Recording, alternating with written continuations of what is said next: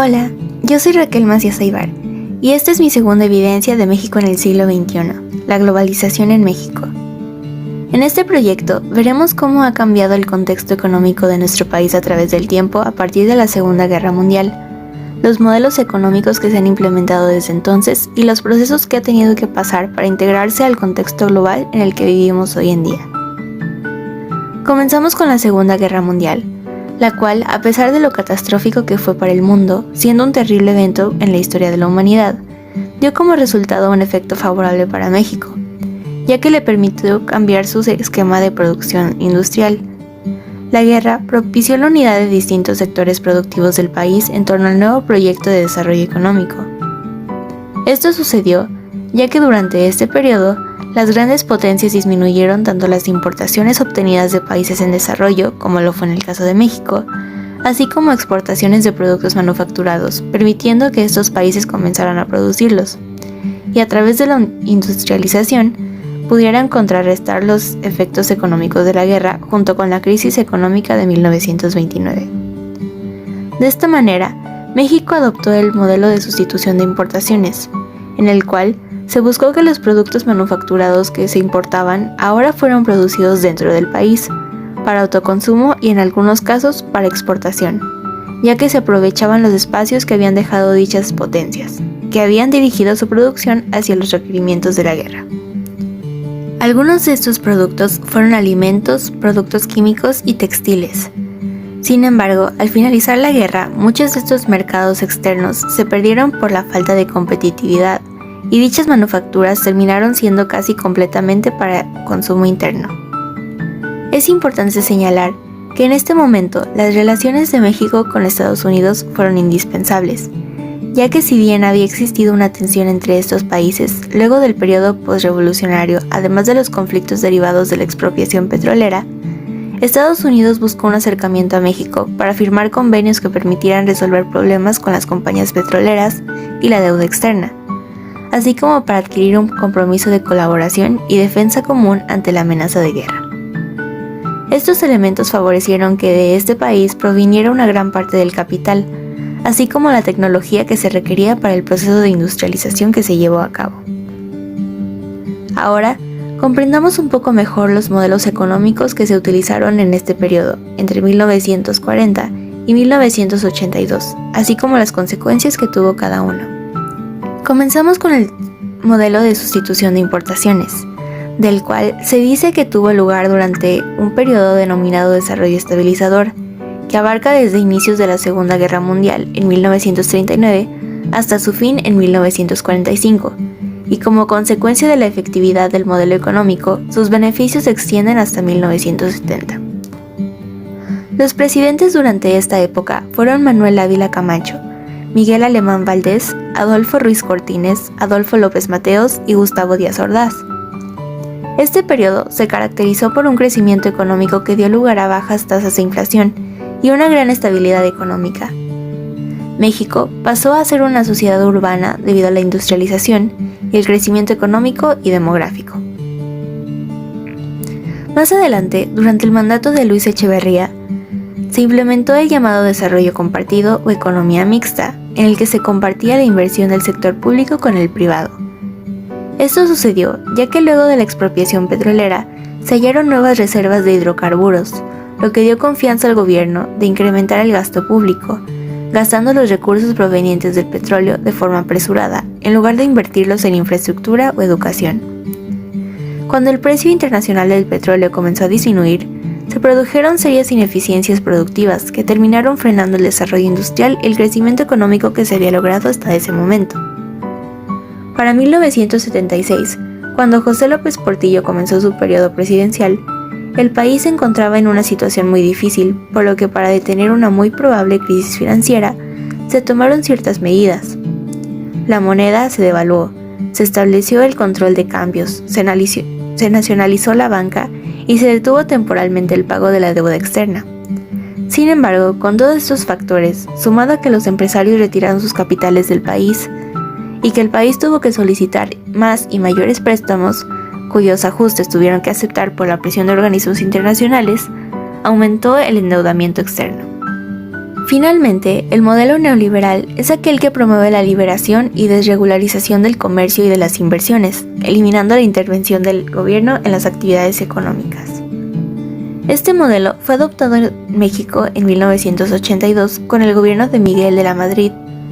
Como resultado de esta nueva política, comienza un proceso de privatización en el que el gobierno se desprende de las empresas y áreas económicas que tenía bajo su control y administración. En un contexto global en el que ya existía el libre comercio, México tuvo que integrarse a esta nueva dinámica mundial buscando mecanismos que le permitieran competir económicamente con él. Algunos de estos fueron los procesos de privatización, reducción de gastos del gobierno, promoción de la inversión extranjera,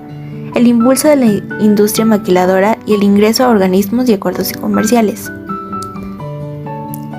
Para comprender un poco mejor el neoliberalismo y cómo se relaciona con la incorporación de México a la dinámica global que ya existía,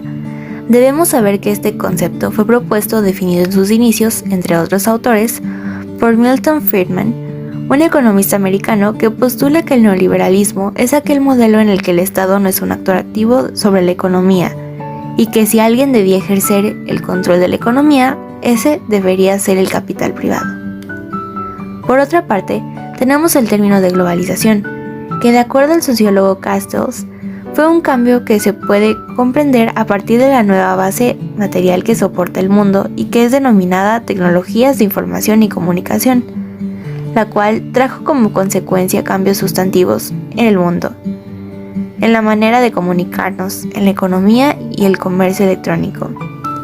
El mundo se volvió más conectado, formando relaciones interdependientes entre los países, en aspectos que van desde lo social y cultural hasta la economía y política de un país. Una parte muy relevante para el ingreso de México a un mundo globalizado fue la firma o entrada a organismos internacionales, de los cuales podemos destacar el GATT, Acuerdo General sobre Aranceles Aduaneros y Comercio, el cual fue creado en 1947 tras la Segunda Guerra Mundial, con el propósito de crear concesiones y pautas para reducir los aranceles y restricciones al comercio de mercancías para fomentar el libre comercio entre distintos países. México ingresó a este acuerdo en 1986 durante el gobierno de Miguel de la Madrid. Por otra parte, también está el Tratado de Libre Comercio de América del Norte, el cual fue creado en 1992 mientras Salinas de Gortari era presidente. En este se integraba a México, Estados Unidos y Canadá para impulsar el tráfico de bienes y servicios, así como la eliminación de aranceles, llevando a estos tres países a tener beneficios comerciales. Ahora pasamos a las entrevistas, para comprender un poco mejor todos estos términos y cómo se han vivido en la realidad de una forma más clara. Debido a que las entrevistas se extendieron un poco, este es un pequeño resumen de los resultados encontrados.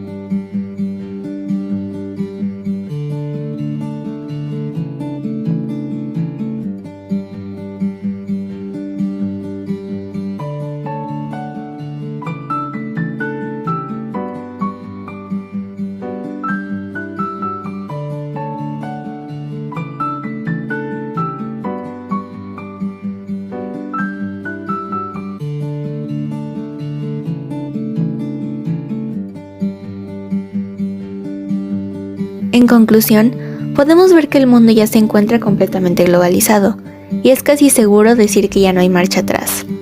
Si bien aún existen injusticias y situaciones difíciles, es necesario irnos adaptando al contexto que se está atravesando en el mundo, además de considerar las necesidades que hay al interior del país.